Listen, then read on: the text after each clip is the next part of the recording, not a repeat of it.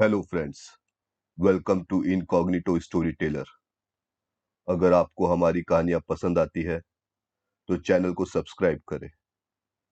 हम हर हफ्ते आपके लिए कहानियां लेके आते हैं। आपको नोटिफिकेशन मिलते रहे इसके लिए बेल आइकन को प्रेस करें।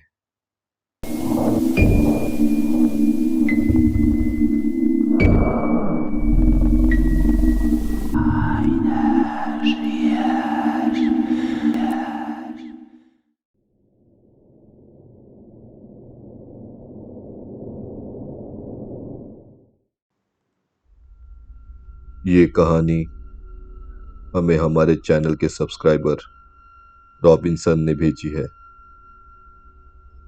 ये कहानी मुझे मेरे नाना जी ने बताई थी। उनके गांव में मिश्रा नाम के एक व्यक्ति के लड़के की शादी थी।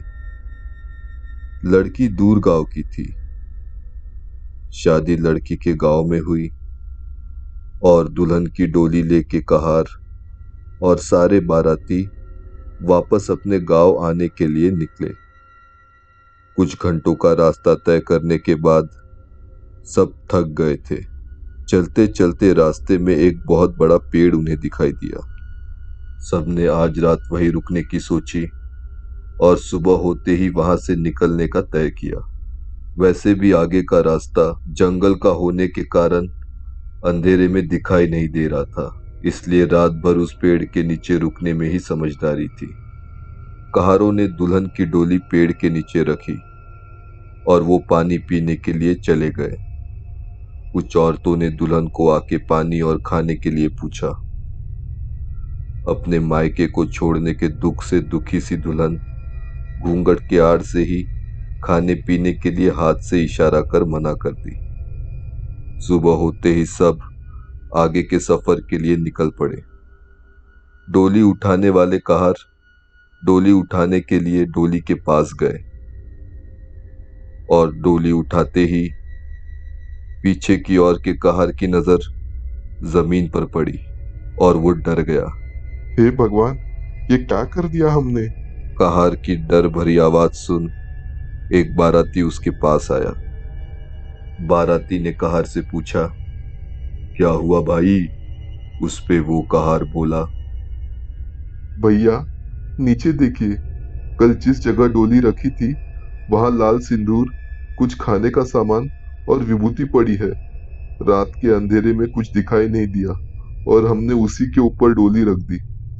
कहार की बात सुन बाराती बोला, अरे भाई, इस जिले के सारे गांव में आने जाने के लिए यही एक मार्ग है।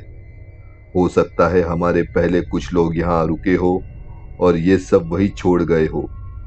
आप इतना मत सोचिए, ये बात यहीं दफन कर दीजिए, वरना सारे बाराती डर जाएंगे। बाराती की बात सुन कहार ने भी ये बात किसी को नहीं बताई। बारात अब गांव की ओर निकल पड़ी। दूसरे दिन शाम को बारात गांव पहुंची। मिश्रा जी की बीवी हेमलता ने बड़े ही उत्साह से बहू का गृह प्रवेश करवाया। सब कार्यक्रम होते होते रात हो गई। हेमलता ने अपने बहू के कमरे में जाकर अगले दिन होने वाले रिवाजों की सारी जानकारी अपने बहू को दी। अगले दिन घर में पूजा और बहू की मुंह दिखाई का कार्यक्रम था। हेमलता बहू से बोली, बहू, कल सुबह 6 बजे उठ जाना। कल की रसोई तुम्हारे हाथों से ही बनेगी। पंडित जी भी जल्दी आ जाएंगे। कुछ लगे तो मुझे बुला लेना। इतना बोल हेमलता सोने चली गई। देर रात जब सब थके हारे गहरी नींद में सो रहे थे तो अचानक मिश्रा जी पलंग पर हाथ पैर मारने लगे और नींद में ही चीखने लगे, मुझे छोड़ दो, मुझे छोड़ दो।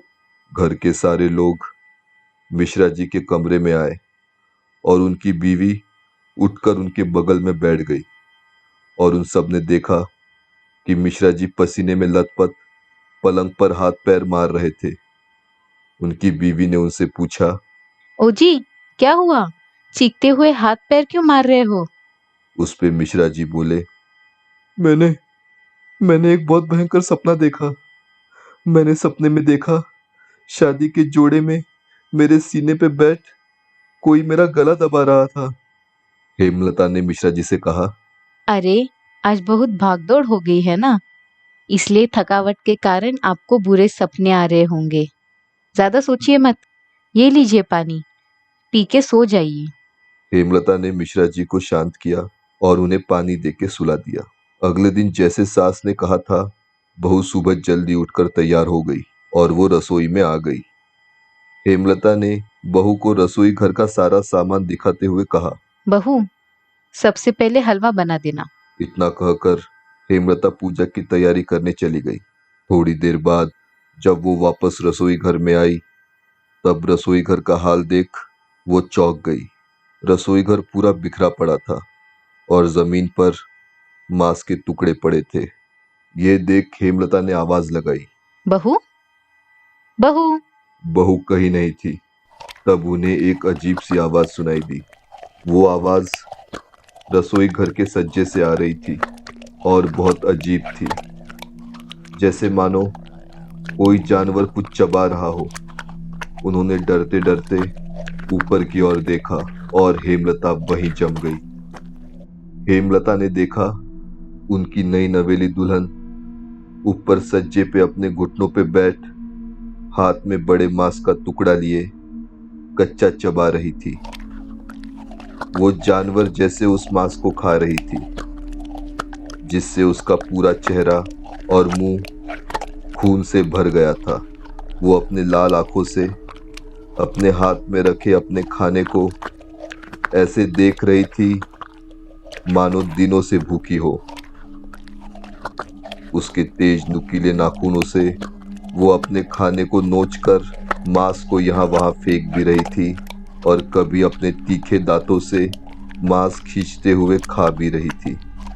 हेमलता ने गौर से उसके हाथ में रखे उसके खाने को देखा तो उन्हें समझा कि वो मांस का टुकड़ा कुछ और नहीं, उस घर के पालतू बिल्ली के शरीर का हिस्सा है।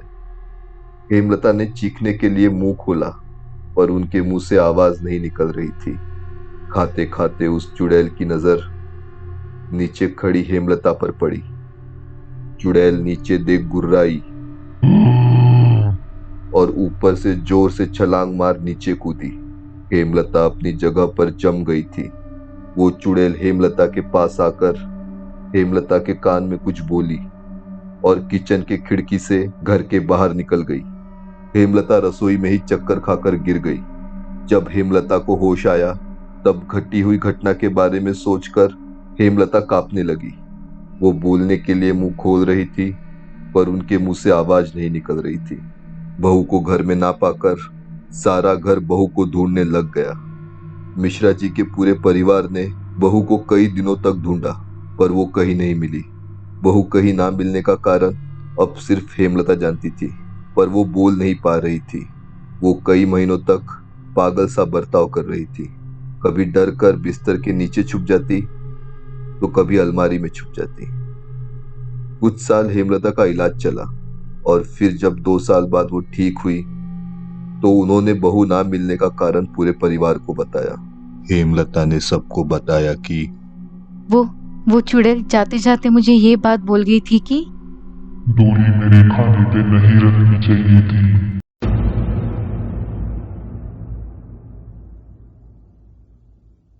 आपको ये कहानी पसंद आई है तो वीडियो को लाइक करें और चैनल को सब्सक्राइब करें। आपको हमारे नए वीडियो के नोटिफिकेशन मिलते रहे, इसलिए बेल आइकन को क्लिक करें। अगर आपके पास ऐसी कोई कहानी है तो डिस्क्रिप्शन पे दिए ईमेल आईडी पर हमें मेल भेजें।